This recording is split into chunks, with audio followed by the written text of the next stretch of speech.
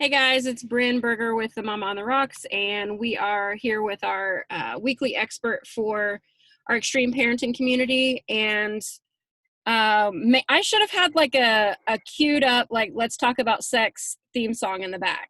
I really blew it on that. I had a whole opportunity to have a soundtrack, and I blew it.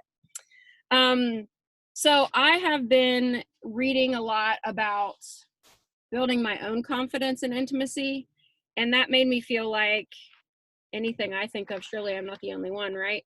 And so I reached out to Sid because she's an expert we've had on here several times. I know she has extensive experience with marriage, family, couples counseling, sex therapy, all the therapies. And so, and I knew she wouldn't shy away from a topic that some people are like freaked out to talk about. And so I've gathered questions over the last month. And so, Sid, tell us a little bit about just like your background as far as therapy and counseling is concerned, and then I'll jump into some questions. Yeah, thank you guys for having me back. Like she said, I'm Sydney Peltier. I'm a licensed professional counselor. I'm in a group practice situation, and I have a whole lot of experience. A few decades I've been working with couples and families, and doing couples work and sex therapy is one of the things that I'm probably the most passionate about, because I feel like it's one of the things that especially as women, we struggle with the most, but also have the hardest time finding resources and feeling comfortable being able to share and talk openly with people about the whole topic of sex in general. So thanks again for having me today. Yeah, for sure. Well, let's start there. So let's talk about how as females, and I think it's culturally different, right, across races, ethnicities, even sometimes socioeconomic levels, and then certainly as a Western culture in America, the way we view sex and the way we view sex as females is different than you might find other places. So talk to us a little bit about, we've all had babies, right? We're all in here because we've had children, and I don't care how much you bounce back, like gravity is a whole bitch. So let's just talk about like what that does to our bodies, and then how can we become how can we kind of embrace what our bodies look like now and start to have more confidence, even if that's kind of needs to be a process for us. Maybe she'll pop back in. Oh, there she is. Sorry. Okay, that's okay. Yeah, so I think that is such an important question, and I think the first thing really to think about related to that question is for us to understand that we have been conditioned, through media and church and different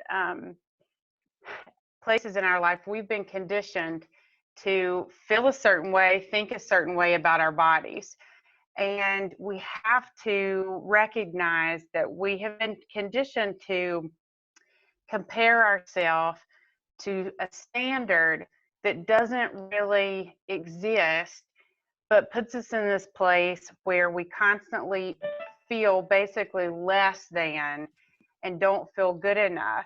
I think it's important that we start there and understand that we're not somehow working from a deficit, that we are who we are, and the importance of working on that self-acceptance piece is huge, and recognizing that the standard that we've been knowingly or unknowingly comparing ourselves to isn't a real thing anyway. I think if we start there, it starts to allow us to free ourselves up a bit from somehow thinking that, I need to be a certain way to be acceptable or to feel good in my body or for a partner to accept me. So we tend to be our biggest critic. So if I can work on the way that I think and feel about me, it's going to make that experience with a partner better. So I think that's a place, of start and focus. I also think that in the quest for developing more confidence, which is such a tricky thing, like how do you feel more confident in your body? Just something that, especially for us as women, I feel like I don't know that I've ever really met anybody that doesn't struggle with that. I talk about it every day in my office. I think it really takes a shift in the mindset initially about refocusing on what your body can do for you. We grow up being sort of, at odds with our body and in comparison to other women or to other standards. And comparison is a killer. Um, and we tend to look, because we're at odds with ourselves, we tend to be at odds and compare ourselves to other women. And so it always, it either makes us critical of other women, so that we feel slightly better about what we have going on, or it makes us critical of ourselves. I'm in this boudoir group on Facebook, and these women will post these pictures of themselves. And the other day, I was looking at those pictures, and there were literally women of like all sizes on there. And it was interesting because as I was looking at those pictures, I was like, every one of these women are hot. Like literally everybody, no matter what size, like looks good in this, scandalous kind of attire and in all kinds of different positions. Like I allowed myself to just like enjoy the beauty of all these different bodies and not feel at odds with myself because of that, because literally there were women, bigger than me, smaller than me, different races that were sharing. So I do think it takes a shift in focus and an ongoing process of self-acceptance, which is not an easy task, but definitely something that's worthy of spending some time working on. I grew up an athlete. I was a college athlete. I continue to, at 40 at least, attempt to play roller derby.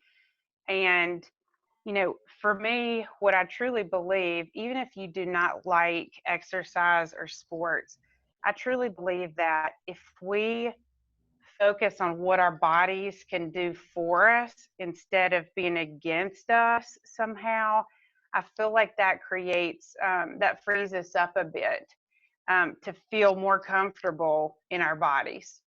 So I truly believe that one of the ways that we gain confidence is through mastering something physically in our bodies.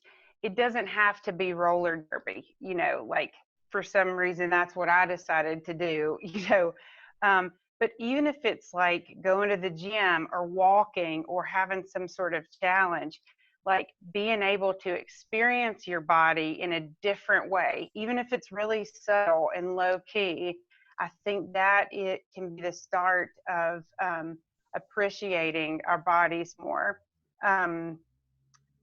We also, last thing I'll say about this question real quick is, because we tend to feel ashamed, shame makes us move inward and it makes us hide. If we can manage that shame a bit differently, and if we can focus on more care and more attention to our bodies instead of let me just ignore my body because I'm not okay with the way my boobs sag or my belly roll. If we can focus on our bodies instead of somehow trying to like ignore them, I think that self-acceptance piece, I think that moves us towards a place of self-acceptance instead of somehow feeling like we have to like ignore our bodies to really just be okay and to survive having to deal with that skin or Yeah, fat. and I think like in the intimacy and relationships e-course that I just released, one of the exercises I have people do, and I fully like admit I was super hesitant to do this with my husband because I was like, oh, this is all the vulnerabilities and I hate this.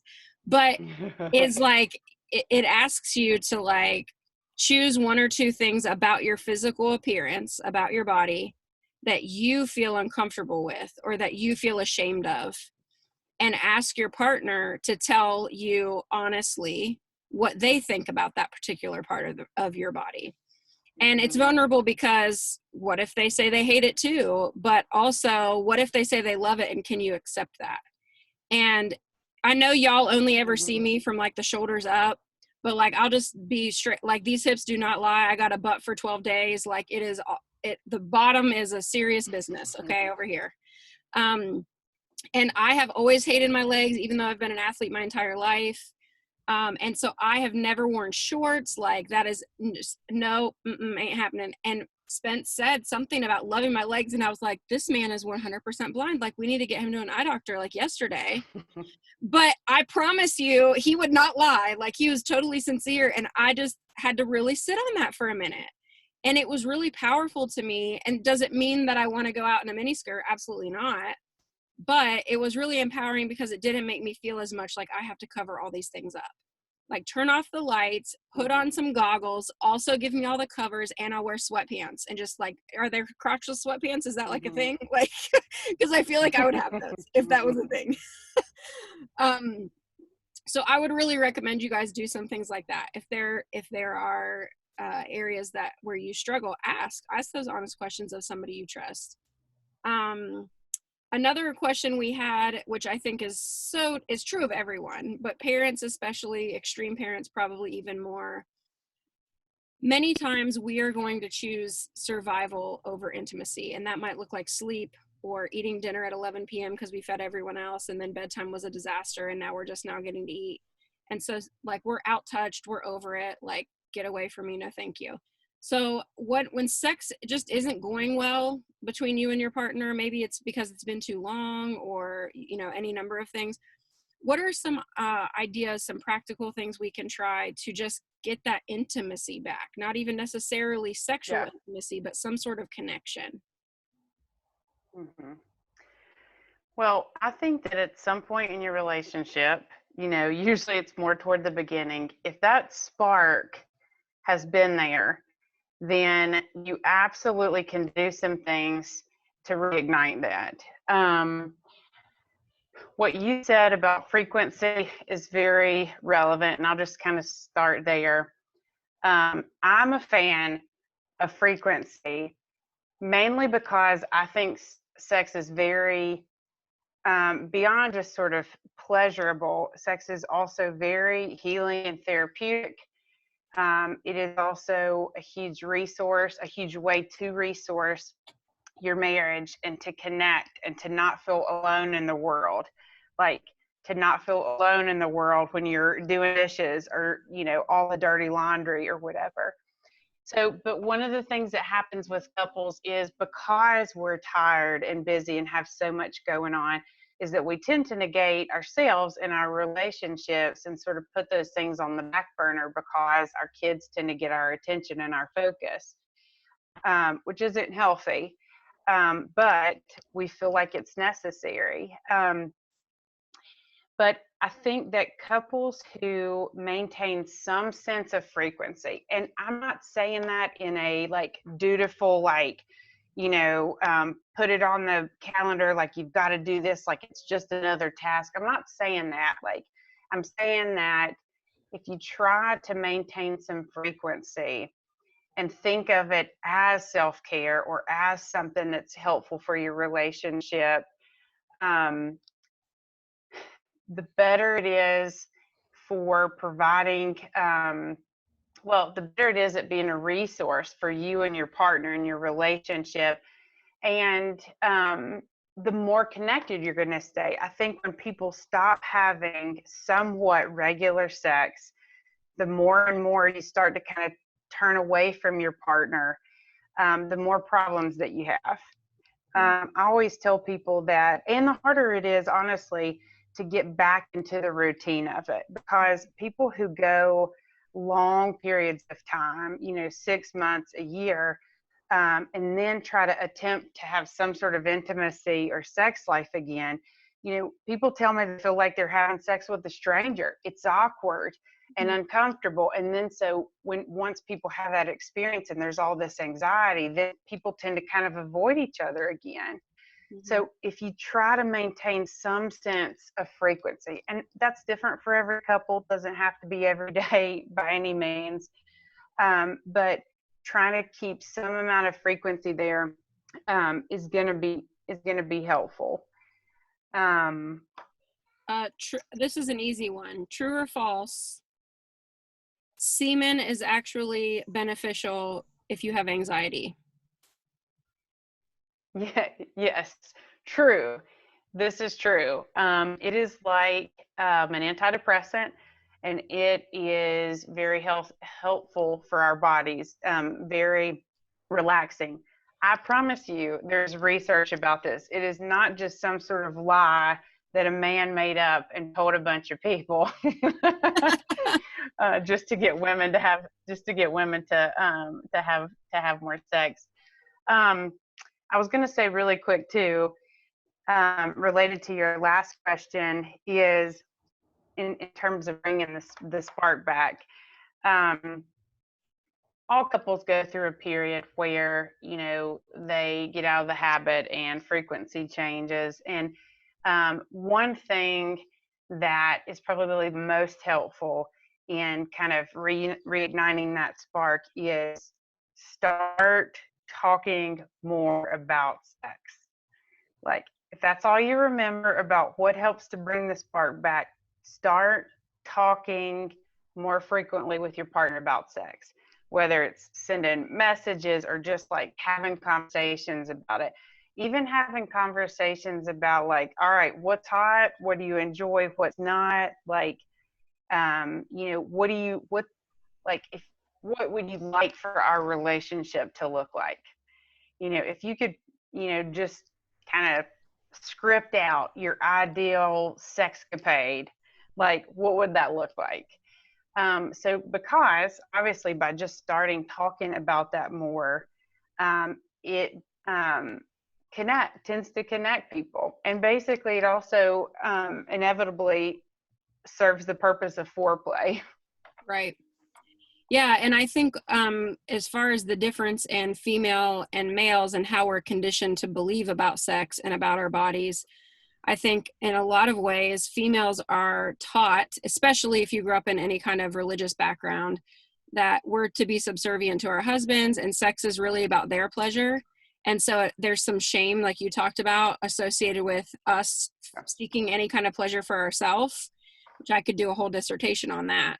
But like, I think giving ourselves permission to enjoy having sex and also to talk about it, because I think, you know, the church often teaches don't have sex until you're married, but they don't tell you why. And they also don't tell you that, hey, it's supposed to be really good. And also God invented it. They like skip over that part. And so then we carry all the shame, and then it's embarrassing to talk this person that's your best friend and that knows you better than anyone. All of a sudden there are things that you're like, oh gosh, are they going to think I'm weird, or are they going to judge me, or, you know? And so I think normalizing those types of conversations, and it doesn't happen overnight, but it not only makes you think about sex more often, which is going to make you want to have sex more often, but it also is going to allow you to explore in a safe way with that committed partner, things that maybe you would enjoy more. And I think that's really important. So I'm glad you brought that up. And speaking to that, you mentioned, like, you know, your ideal sex experience and, you know, talking to your partner about things. So we had a couple of questions from various people about like things like role play and fantasies and what that looks like in the bedroom when you're in a committed relationship. Most of the questions had to do with like, and this is just me therapeutically reading into it, almost like, do I have permission to do this? And then also, is it harmful to a marriage, or can it be harmful to a relationship if both partners are consenting? And I said from the beginning, I don't care if y'all are talking about ball gags, anal beads, whips and chains, you just talk about whatever. Because I think let's just make it normal. Okay. Let's just make it normal. Like, and so I think that people have a lot of questions, but they're scared to ask because they don't want to feel embarrassed or shameful about that. Yeah. Absolutely. I mean, I think I'm glad people brought up those things because I think, like you said, even in asking those questions, it's like there's some trepidation or some wonder about like, am I normal? Is this okay? Am I doing something like bad or wrong that's like going to damage somebody or something, right? So there's there's some insecurity in even some of those questions. And honestly, I have the privilege, like most days, of getting to tell people that they're normal, that their thoughts or feelings or desires or even some of their struggles or problems that they have are normal.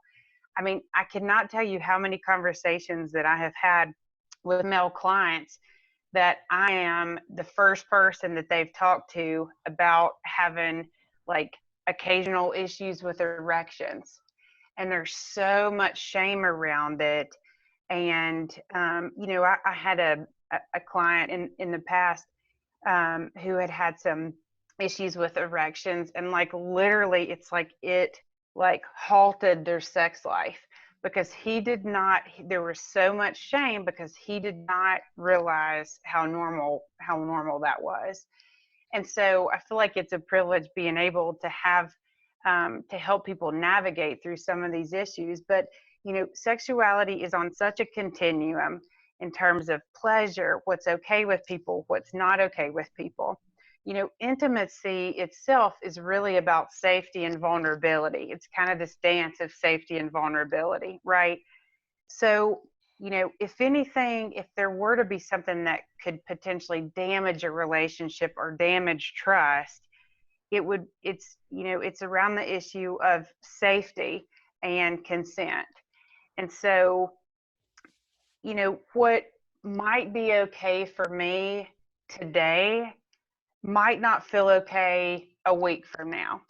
And so that process of communicating and understanding each other, understanding your own body, your partner's body, that is so important. And consent is this ongoing process, and it's a part of that communication. Understanding, is this something that's okay for your partner?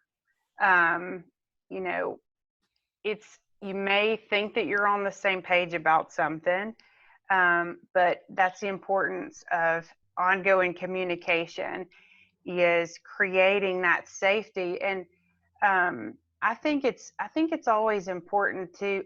It always surprises me, couples that I talk to that do not have conversations about sex. It's an experience that usually one partner wants more than the other. It happens like at night with the lights off. I'm always surprised to hear about that, and just how the lack of communication between partners about sex. Like even conversations about like, because I will say, how do you know what each other likes? And they're like, I just I don't really know. Like it just seems like this is the case. And so having those conversations, I really believe that there's this sort of parallel process, that sometimes we can communicate and get to a better place outside of the bedroom, and that influences our intimacy and our connection inside the bedroom. Not that it has to be in the bedroom, but for the sake of this example. But I also believe that what happens, the connection, the communication that happens in the context of those sexual experiences also generalizes to those interactions outside of the bedroom. I always give the example to couples, like if you have an evening like where you go out on a date and you have great sex, like in the morning when your partner does something that drives you crazy, like you have a bit more tolerance for that person because you feel connected. Yeah. Um, so I think as long as there's consent and communication, that really it is, you know, the sky's the limit in terms of sexual experiences to be had. And I think all those things are okay or not okay, depending on, you and your partner. I'm going to combine a couple of questions because I think they're really closely related. And as people sent them in, I just made a big list. So, um, in talking about, and you kind of mentioned, like, if there's an ongoing communication or better emotional connection outside of the bedroom, right, in our just our daily lives, Mm-hmm. it tends to lend itself to wanting to be physically intimate more than when I'm just irritated because I feel like I'm doing everything around here. And for the freaking love, are you Mm-hmm. kidding me that you want to have sex with me right now? My kids have been all over me all day, and I just need you to get away from me right now. Like, I need a glass of wine and a Mm-hmm. bath and for no one to talk to me. and and I'm not negating that because I am 1,000% guilty of choosing that over sexual intimacy, especially when I feel stressed out and frustrated with my husband for whatever reason. So because and I'll use the term sex drive, although that's not, I don't love that, but because our desire for sex ebbs and flows in a relationship. Sometimes the man wants sex more often, sometimes the woman wants sex more often. um how do we kind of balance that when, and not feel rejected or not like feel like we're constantly shutting our partner down, but at the same time Mm-hmm. we're kind of like, yeah, you've gotten to be at work for 10 hours and I've been dealing with this shit all day, like we're gonna need to talk about this. Like, you Mm-hmm. can't just jump right into it. That's Yeah. not how this works. Yeah. Well, I think a couple of things are related to the rejection question. I really think it starts with self acceptance and the recognition of cultural conditioning, because all of us, if we were raised in the States, grew up believing that men are somehow like that all men are sex machines that want and think about sex all the time and always walk around on the ready, are able to have a rock hard erection, and are always ready to go and never struggle in the sex department, and they come like hardwired to just know what to do. They know all the tricks, and that us as females are kind of at the mercy of men in those rock hard erections, and that it's our duty to accommodate that. I've heard women say multiple times, like, I was raised really just to lay there and take it, that's what women did. That we were just sort of a vessel for the pleasure of our husbands. Obviously that mindset is very damaging, and it's one of the reasons that men grow up talking about masturbation, talking about their bodies, even in locker rooms changing and stuff, and there's not as much shame. I don't think. I think the shame probably looks a bit different than it does for women. Women do not. I've never really met very many women that said, "Oh yeah, like my family grew up. We talked about masturbation. We talked about touching our bodies and understanding our bodies and pleasure." Like, nope, never heard that. Like, you know. So I think women are naturally real disconnected from our bodies. There are also these cultural messages that, like, is there a term for men that like sex? Yeah, they're called men. Is there a term for women who like sex? Yeah, they're called sluts, Mm-hmm. right? Like, we slut shame women. Like, we don't really do that to men. Like, there's not really a term for teenage guys. But I already I hear people talking about that, like, well, she sleeps around. It's like, I don't hear teenagers talking about the guy that sleeps around. Mm-hmm. um, I don't even know that there's a term for it for Right. men. There are multiple terms for that for women, right? And so we have all these beliefs on board that sometimes we don't even recognize, um, that are there, Yep. right? And so the self acceptance piece and the recognition of how we've been, our beliefs about ourselves and our beliefs about ourselves as women, how much that those beliefs have been influenced by the culture that we've been a part of. Absolutely. um Zoom has given me the, hey lady, you don't pay for this, you have 8 minutes left warning. But before we get off here, I want to make sure that we touch on that. You mentioned masturbation and the shame that comes along with that and the differences in males and females. And I do not take that lightly. And I think it's something that we need to really understand. You know, guys will talk about this as young as preteens, whereas females, we're adult women.